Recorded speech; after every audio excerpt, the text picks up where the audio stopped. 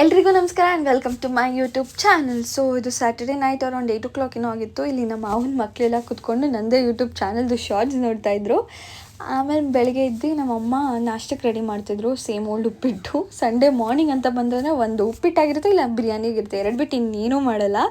So ಅದಾದಮೇಲೆ ನಮ್ಮಪ್ಪ ಇಲ್ಲಿ ಪಾಪ ಹೆಲ್ಪ್ ಮಾಡ್ತಿದ್ರು, ಕಸ ಗುಡಿಸ್ಕೊಡ್ತಿದ್ರು. ಯಾಕಂದರೆ ಒಂದು ಫ್ಯಾಮಿಲಿ ಫಂಕ್ಷನ್ಗೆ ಹೋಗಬೇಕಿತ್ತು, ಬಟ್ ಲೇಟ್ ಆಗ್ತಿತ್ತು. ಸೊ ಇಲ್ಲೆಲ್ಲರೂ ಕೆಲಸ ಮಾಡ್ತಾಯಿದ್ವಿ. ಅದಾದಮೇಲೆ ಎಲ್ಲರೂ ರೆಡಿಯಾಗಿ ಸೊ ಹೊರಟ್ವಿ ಫಂಕ್ಷನ್ಗೆ. ಆಲ್ಮೋಸ್ಟ್ 1 o'clock ಏನೋ ಆಗಿತ್ತು ಮನೆ ಬಿಟ್ಟಾಗ್ಲೇ.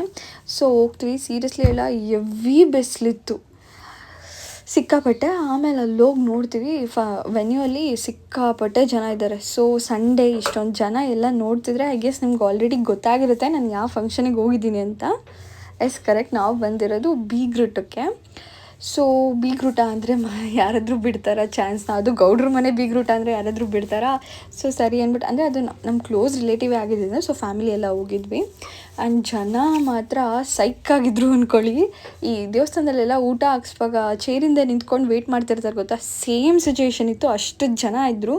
ಈವನ್ ಐಸ್ ಕ್ರೀಮ್ ತೊಗೊಳ್ಳೋವಾಗಲೂ ಅಷ್ಟೇ. ಬಟ್ ಊಟ ಮಾತ್ರ ಸಕ್ಕತ್ತಾಗಿತ್ತು, ಟೇಸ್ಟ್ ಮಾತ್ರ ಸಕ್ಕತ್ತಾಗಿತ್ತು ಬಿರಿಯಾನಿದು. ಅದಾದಮೇಲೆ ಇಲ್ಲಿ ನಾನು ನನ್ನ ಕಸಿನ್ಸ್ ಎಲ್ಲ ಕೂತ್ಕೊಂಡು ಮಾತಾಡ್ತಿದ್ವಿ, ಸುಮ್ಮನೆ ಒಬ್ರನ್ನೊಬ್ರನ್ನ ರೇಗಿಸ್ತಾ. ಅಲ್ಲಿ ನಮ್ಮಮ್ಮ ಮತ್ತು ಅವ್ರ ರಿಲೇಟಿವ್ಸ್ ಎಲ್ಲ ಜೊತೇಲಿ ಕೂತ್ಕೊಂಡು ನೆಕ್ಸ್ಟ್ ಯಾರನ್ನ ಹಳ್ಳಕ್ಕೆ ತಳ್ಳೋಣ ಅಂತ ನೋಡ್ತಿದ್ರು, ಅಂದರೆ ಯಾರನ್ನ ನೆಕ್ಸ್ಟ್ ಮದುವೆ ಮಾಡಿಸೋಣ ಅಂತ. ಸೊ ಈ ಥರ ಎಲ್ಲ ಮಾತಾಡಿಕೊಂಡು ಅಲ್ಲಿಂದ ಹೊರಟ್ವಿ. ಸೊ ಇದು ಇವತ್ತಿನ ನನ್ನ ಬ್ಲಾಗ್ ಆಗಿರುತ್ತೆ. ನೆಕ್ಸ್ಟ್ ಬ್ಲಾಗಲ್ಲಿ ಮತ್ತೆ ಸಿಗ್ತೀನಿ. ಬಾಯ್.